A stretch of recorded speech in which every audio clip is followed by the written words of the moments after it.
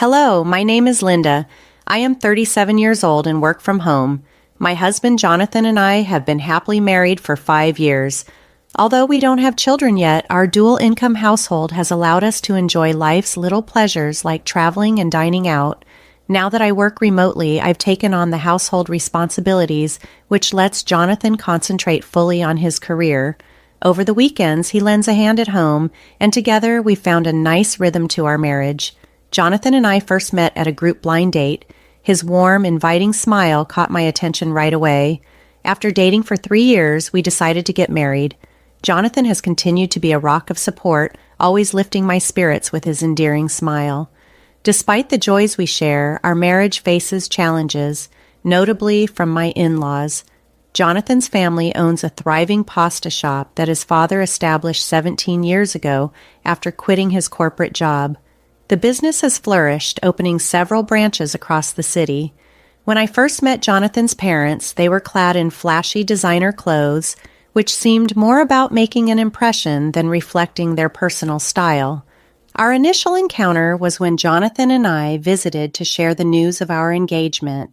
Right from the start, I sensed their disdain. They made it clear that any daughter-in-law would suffice as long as she could manage household duties and stay out of trouble. Yet they also hinted that I might be lacking in fortune, which was quite blunt. Jonathan stood up for me immediately, which led to a slight improvement in their behavior. It was clear they were forthright people, perhaps a common trait among those in the culinary business, especially pasta shop owners. Luckily, Jonathan is consistently supportive, offering reassurance and standing by my side. Despite the security Jonathan and I share in our relationship, knowing that we can rely on each other even if I were to lose my job, the interactions with his parents occasionally strain our happiness. However, I've chosen not to let their opinions affect me deeply, especially since Jonathan has repeatedly apologized for their rude behavior. He has reassured me that our dealings with them can be limited to significant family gatherings. It seems Jonathan has had a long-standing strained relationship with his parents. I learned that his father, a stubborn man who once struggled in a conventional job, became rather arrogant after his pasta shop took off. He would often interfere in Jonathan's career decisions, demanding respect due to his role as the family's financial provider. Jonathan's discomfort around his parents led him to move out when he started college. Although he is grateful that the profits from the pasta shop helped fund his education, enabling him to land a job at a prestigious company, he remains distant from them. He hopes to repay them for their financial support, but prefers to keep his interactions minimal. Since our marriage, I've barely met with my in-laws, a distance maintained partly because Jonathan and I don't yet have children, which has allowed us to avoid frequent family meetings. We've been content in our married life, but lately my in-laws' business has suffered financially. Previously, a pasta shop could thrive on good food alone despite a gruff owner. But times have changed, with online reviews and social media now playing a significant role in shaping a business's reputation. Their shop has been hit with numerous negative reviews. Complaints about the owner's curt demeanor and the untidy service from the waitstaff have become common. It appears their initial success led to complacency, which is now costing them dearly in terms of customer satisfaction and business viability. Despite the initial success of their pasta shops, my in-laws' business took a steep downturn. Their dishes, once popular, began to be unfavorably compared to instant ramen. Negative reviews multiplied quickly, damaging their reputation severely. Unwilling to adapt to changing times, they persisted with outdated methods and attitudes, which inevitably led to the closure of their shops, including the flagship location. Realizing the severity of their predicament, they uncharacteristically sought help from their son, my husband Jonathan. In a desperate plea, they said, "Jonathan, please help us. At this rate, we'll end up on the streets." Jonathan had seen this coming and responded with a mix of frustration and wisdom. "It didn't work out, did it? I warned you that arrogance would have consequences. You must understand that customers are paramount, and if you treat them carelessly, it will come back to haunt you. You dismissed my advice as naive before, but this mess is of your own making. You need to reflect on your actions." His words, though stern, shocked me. It was unlike the kind-hearted Jonathan I knew, yet I could sense his deep love and concern for his parents. His firmness was a testament to his admirable character, making me fall for him all over again. Despite their plea, Jonathan firmly told them that relying on us wouldn't solve the root issue, which was their attitude and business approach. Crushed by his blunt refusal, they left, only to return a month later, looking defeated and stripped of their luxury items.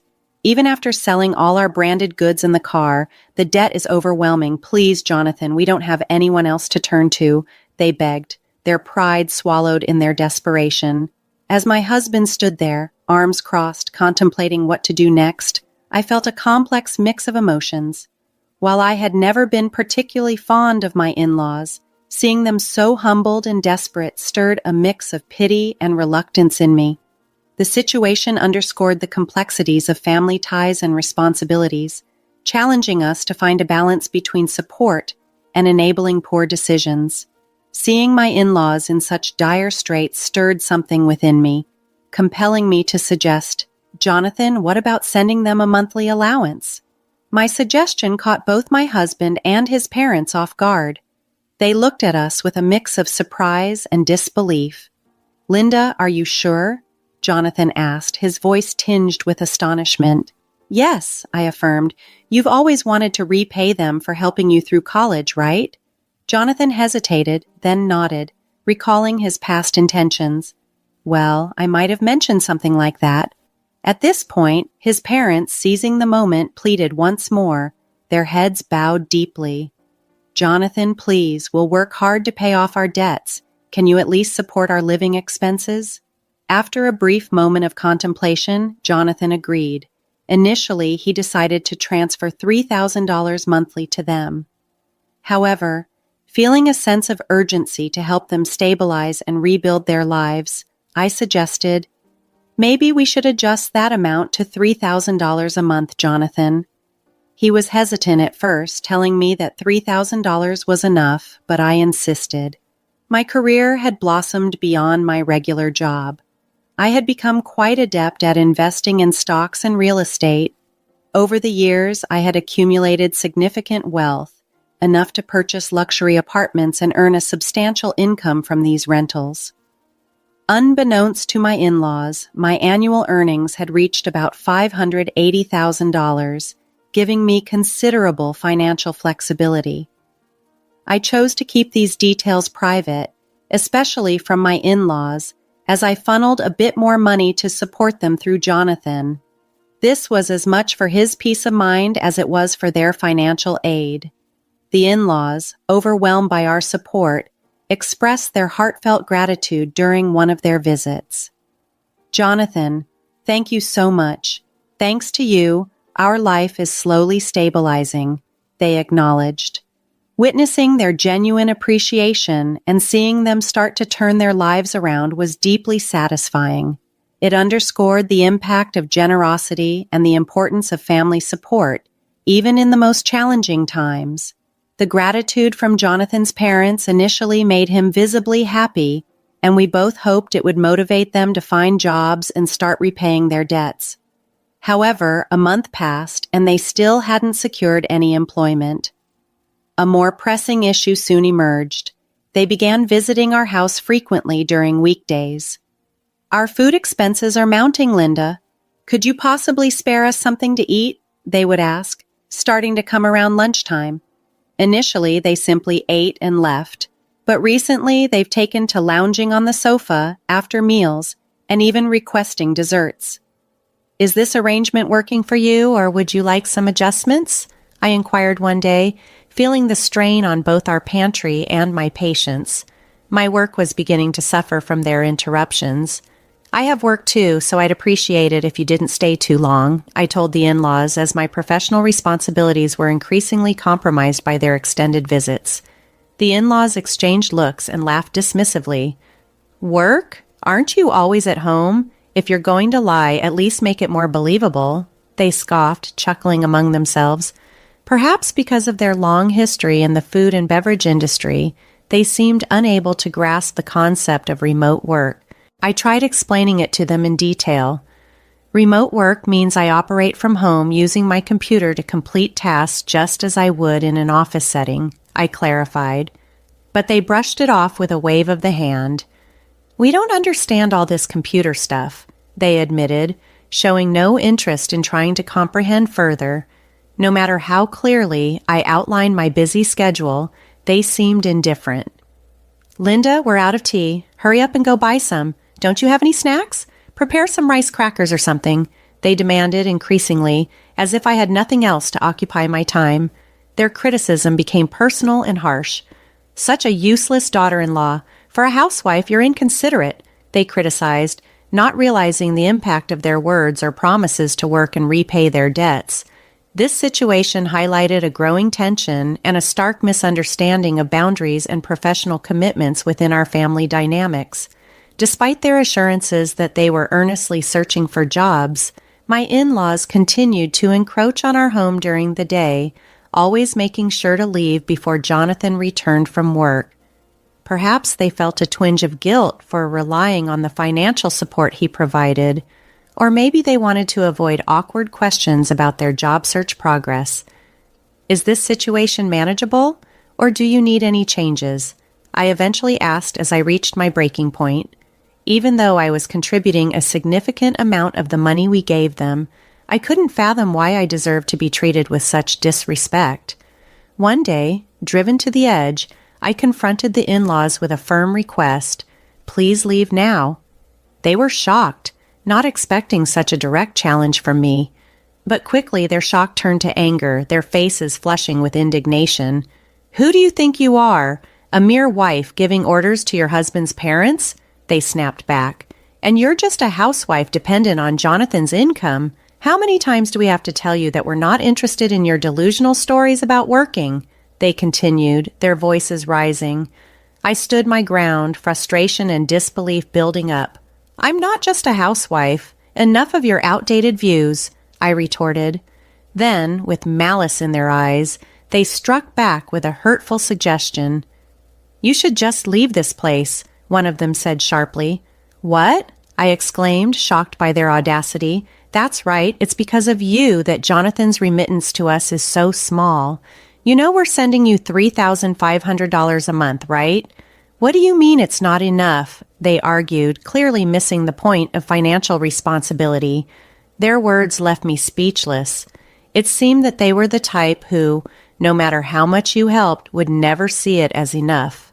Their sense of entitlement had blinded them to the reality of our efforts and the strain their demands were putting on our lives. As I stood there, shocked by the turn of events, my in-laws glared at me with chilling disdain. "Hey, how long are you planning to stand there daydreaming? Pack your bags already, huh? Don't you understand what we're telling you? You are dense, aren't you? We're telling you to stop leeching off our son for money. Get lost, you parasite of a wife," they sneered venomously. Their words cut deep, and I realized that any further conversation was futile. Resigned, I replied with unexpected calmness. "Understood. I'll pack my things and leave." To my surprise, my declaration seemed to stun them momentarily. They then smiled smugly, convinced they had secured a victory. "Now our lives will finally be secure," they chuckled among themselves. If it was just the three of us, Jonathan and us, everything would have gone smoothly from the start. Ignoring their hurtful remarks, I began to pack my belongings. "I'll disappear as quickly as possible," I resolved silently, watching them leave with a look of satisfaction. That night when Jonathan came home, I explained everything that had transpired. He was more stunned than angry. "Linda, I'm truly sorry," he apologized sincerely. "It's okay, now I realize they'll never change. It's good to know there's no point in trying anymore," I consoled him. Together, we decided to move out. A couple of weeks later, the in-laws called to check on the situation. "So what's the situation now? Have you left the house?" "I've been trying to contact Jonathan about the remittances, but he seems too busy to answer the phone," they inquired, barely concealing their eagerness. "We've already left, so you can rest easy." "You won't see me in front of you anymore," I replied coolly. I could hear the glee in their voices as they responded, "Ah, I see, finally, our son can get rid of the burden that was you."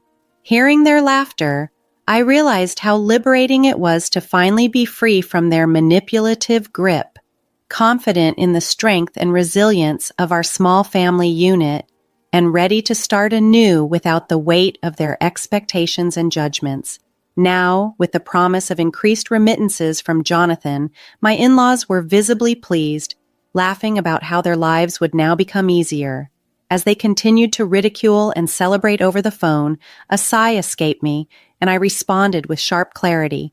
"You had a lot to say about me, didn't you? It might be enlightening for you to realize who the real parasite is."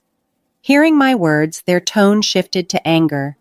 "With that attitude, you truly are a hopeless daughter-in-law. Well, you're probably not even our daughter-in-law anymore. You might as well live a poor and lonely life," they snapped back. Their delusions were so profound that I saw no point in correcting them. I offered some non-committal replies and ended the call. Shortly after, the phone rang again. "Do you need something else?" I asked as soon as I picked up. My in-laws, now sounding panicked, bombarded me with questions. "What the hell is going on? When we went to the apartment where Jonathan lives, someone else was living there. You know something, don't you? Even if you two broke up, tell me where Jonathan is," they demanded. Jonathan, who had been listening in, took the phone from me. "I've always been with Linda," he stated firmly. "Why are you with that woman? And why have the remittances to us stopped?" They continued to interrogate. "Maybe because you insulted and tried to drive away my precious wife. I won't forgive anyone who hurts her, even if it's my parents," Jonathan replied, his voice steady and resolved. "Besides, you never listened when Linda tried to explain her job and her contributions. Did you even realize that Linda was sending you more money than I was?" "Is that true, Linda? Were you sending them $3,500 every month because you wanted them to pay off their debts quickly?" Jonathan asked, turning to me. "Yes," I confirmed. "I wanted to help speed up their debt repayment, yet all they did was insult me, calling me useless." "I won't be sending anything to such ungrateful parents," Jonathan declared, ending the call. With that, we both felt a chapter close, a chapter filled with unappreciated sacrifices and undue criticism. It was a painful but necessary step toward protecting our peace and prioritizing our well-being as a couple. My husband declared firmly, "I'm cutting ties with you as a family now. Deal with your debts on your own." In a moment of desperation, my in-law pleaded, "Wait, I had no idea Linda was contributing so much. Can you forgive us if we apologize? Maybe then you can send money again." "It's too late, just give it up," Jonathan replied, his voice resolute as he ended the call, and then blocked my in-law's number, ensuring that our paths would no longer cross. From what we later heard through relatives, our in-laws were forced to sell their house but still couldn't clear their debts. They now live in a rundown apartment, working low-wage jobs to scrape by. When they were prosperous with their restaurant, they reportedly treated their relatives with arrogance. Once their fortunes turned, they sought help from these same relatives, who chose not to assist them, leaving them isolated and struggling in poverty. Jonathan and I had extended as much support as we could manage. We can't cover for them endlessly. It's a consequence of their actions. I doubt they'll change their ways or attitudes, and it seems they are resigned to live with the results of their choices. On a brighter note, Jonathan and I continue to cherish our time together as a working couple. A year later, unexpectedly, I became pregnant. Although it was surprising, we are deeply grateful for this blessing. Together with my beloved husband, we look forward to raising our precious child and embracing the new chapter of our lives filled with hope and joy. Does this revised narrative meet your expectations, or is there anything else you'd like to adjust?